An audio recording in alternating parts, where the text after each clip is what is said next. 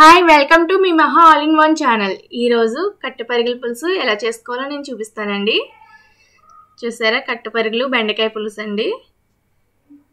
ఇదిగోండి, ఈ విధంగా ఉంది కర్రీ. ఇది ఎలా ప్రిపేర్ చేసుకోవాలో నేను ఈరోజు మీకు చూపిస్తాను. చేపల పులుసులో బెండకాయ వేసుకుంటే ఆ టేస్టే వేరండి, చాలా చాలా బాగుంటుంది. ఎప్పుడు చేసుకోకపోతే ఇది ఇలా ఒకసారి ట్రై చేయండి. ఈ విధంగా ఖచ్చితంగా బాగుంటుందండి. దానికి కావాల్సినవి పచ్చిమిరపకాయలు నిలువుగా నాట్లు పెట్టుకున్నామండి, చీరుకున్నాము. అవి ఒక డజన్ పైన తీసుకున్నాను. కరివేపాకు, కొత్తిమీరనండి.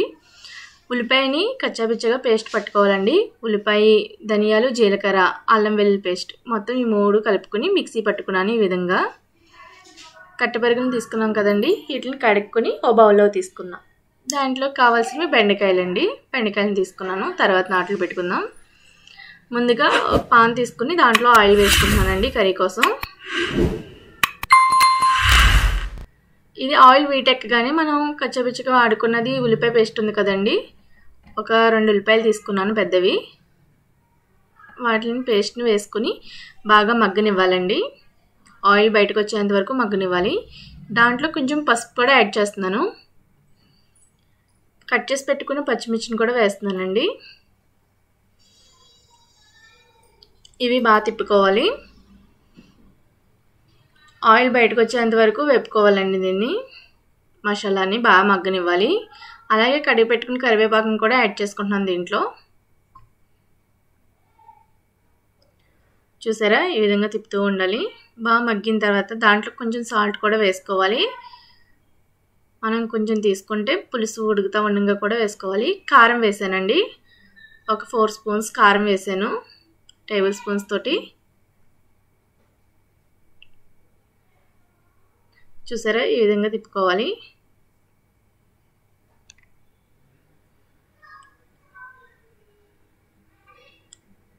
నేను దీంట్లోని ఒక గ్లాస్ వాటర్ వేస్తున్నానండి. కట్టెపరిగలు అంటే గమ్మున విడిపోతాయి. మనం మసాలాలోనే వేసి తిప్పుకున్నామంటే ఖచ్చితంగా విడిపోతాయండి, ఇరిగిపోతాయి అవి. అలా ఇరగకూడదంటే ఒక గ్లాస్ వాటర్ వేసి అది మరుగుతున్నప్పుడు ఆ చేపలను దాంట్లో వేయాలండి. అప్పుడు ఉప్పు, కారం, మసాలా అన్నీ కూడా చేపకు బాగా పడుతుంది. చేప కూడా విడదండి, చాలా బాగా వస్తుంది. ఎప్పుడు చేసుకోని వాళ్ళు, కొత్తగా ట్రై చేసేవాళ్ళు ఖచ్చితంగా ట్రై చేయండి, బాగా వస్తుంది ఈ విధంగా చేస్తే. ఇదిగోండి, ఈ విధంగా ఉడికింది కదండి. ఖచ్చితంగా ఒక 10 నిమిషాలు ఉడికించాలి. దీన్ని హైలో 5 నిమిషాలు పెట్టి ఉడికించి మీడియంలో ఒక 5 నిమిషాలు పెట్టాలండి. ఉడికిన తర్వాత మనం పులుసు పిసుక్కుని పోసుకోవాలి, చింతపండు పులుసు. తర్వాత అవి ఎరక్కోకుండా దాకా పట్టుకుని తిప్పాలండి క్లాత్ తోటి. ఇదిగోండి, ఇప్పుడు వేసాం కాబట్టి వెంటనే అవి ఎరగవు. ఉడుతున్నప్పుడైతే ఖచ్చితంగా విరిగిపోతాయి. చాలా జాగ్రత్తగా తిప్పుకోవాలి. అలాగే కట్ చేసి పెట్టుకున్న బెండకాయ ముక్కలండి ఇవి. ఇదిగోండి, ఈ విధంగా చీరుకున్నాను. బాగా పొడుగ్గా ఉన్నాయి కాబట్టి ఒక్కొక్కటి ముక్కలు కూడా చేసామండి. సమానంగా ఉంటే ముక్కలు చేయవలసిన అవసరం ఉండదు. ఈ విధంగా నాట్లు పెట్టుకోవాలి. ఇదిగోండి, పులుసు ఉడుకుతుంది కదండి, దీంట్లో బెండకాయని కూడా యాడ్ చేసేస్తున్నాను. ఇవి బాగా ఉడికిన తర్వాత ఒక 15 నిమిషాలు ఉడికిన తర్వాత అప్పుడు టేస్ట్ చూసుకుని ఉప్పు, కారం సరిపోయిందో లేదో చూసుకుని వేసుకోవాలండి. దాంట్లో కట్ చేసి పెట్టుకుని కొత్తిమీర కూడా యాడ్ చేస్తున్నానండి. అదిగోండి, ఈ విధంగా తిప్పాలండి క్లాత్ పట్టుకుని. చేప ముక్కలు గమ్ముని విడిపోవండి, గరిటె తగిలితేనే విడిపోతాయి ఎక్కువ. చూసారా, ఈ విధంగా ఉడుకుతుంది కదా. దీంట్లో ఇప్పుడు కారం, సాల్ట్ కూడా కొంచెం పడ్డదండి, వేసుకున్నాను నేనైతేని.